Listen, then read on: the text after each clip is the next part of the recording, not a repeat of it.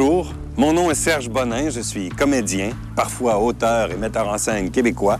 Je me suis associé avec Robert Laplante, réalisateur et producteur, et avec Yann Desrosiers, organisateur d'événements. Ensemble, nous avons créé l'organisme à but non lucratif Québec Demain. On travaille aujourd'hui pour le Québec de demain.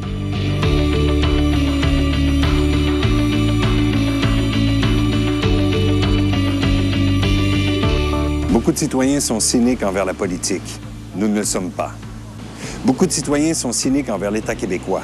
Il faut se rappeler que l'État québécois nous appartient, qu'il est notre entreprise collective à nous tous. Nous avons le droit et le devoir de décider ensemble de son avenir. On est des gens d'espoir. On est des gens qui espèrent un avenir toujours meilleur pour le Québec et qui croient en son énorme potentiel. Mais en ce moment, il y a deux directions à la tête du Québec. Deux gouvernements qui sont loin de travailler ensemble, qui ont chacun des objectifs bien opposés, que ce soit au niveau du développement économique, l'environnement, la justice, des effectifs militaires, ou encore et surtout sur le plan de l'identité. On croit que la souveraineté du Québec est non seulement souhaitable, réalisable et imminente, mais qu'elle serait un moteur de développement inégalable pour le Québec.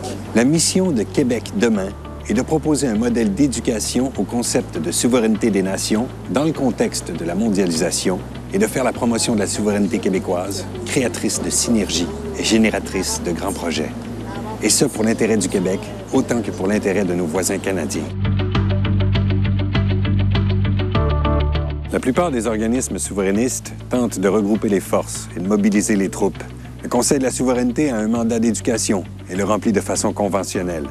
Aucun organisme n'a le mandat clair de sortir des sentiers battus, de chercher un discours original et de viser particulièrement ceux qui auraient voté non au dernier référendum ou qui voteraient non encore aujourd'hui. C'est ce que nous comptons faire. Depuis 1995, le Canada a pris beaucoup de place dans le financement des arts, tant au niveau des salles de diffusion que des projets artistiques. Le projet artistique souverainiste est presque toujours autofinancé au risque de l'artiste, sans rentabilité évidente. La plupart du temps, c'est un travail bénévole. Notre mandat est de soutenir les artistes pour leur redonner le pouvoir de prendre la parole de façon originale au nom de la souveraineté. Nous voulons, par le biais des arts, nous adresser à vous, citoyens, à votre cœur, à votre intelligence, dans l'espoir d'un dialogue inclusif, peu importe vos allégeances. Québec Demain sera entièrement financé par la population. L'organisme est non partisan. Il n'est rattaché à aucun parti politique, ni à aucun autre organisme. Sa seule source de revenus, c'est par le biais des dons de ceux qui croient en sa mission. C'est pourquoi nous avons besoin de vous.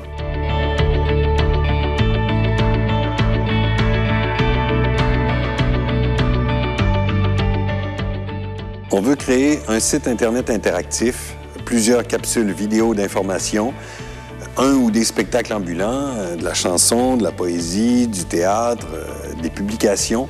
Tout ça pour mettre en place un outil efficace d'appui à un éventuel référendum. L'axe gauche-droite aurait effacé l'axe souverainiste-fédéraliste. Mais la volonté d'indépendance est encore entre 40 et 50 %, même si on en parle très peu depuis 1995. Tous les peuples se posent des questions sur la direction de leurs grandes orientations. Mais la plupart d'entre eux sont capables d'y répondre eux-mêmes, selon ce qu'ils sont, selon leurs valeurs partagées, leur passé commun.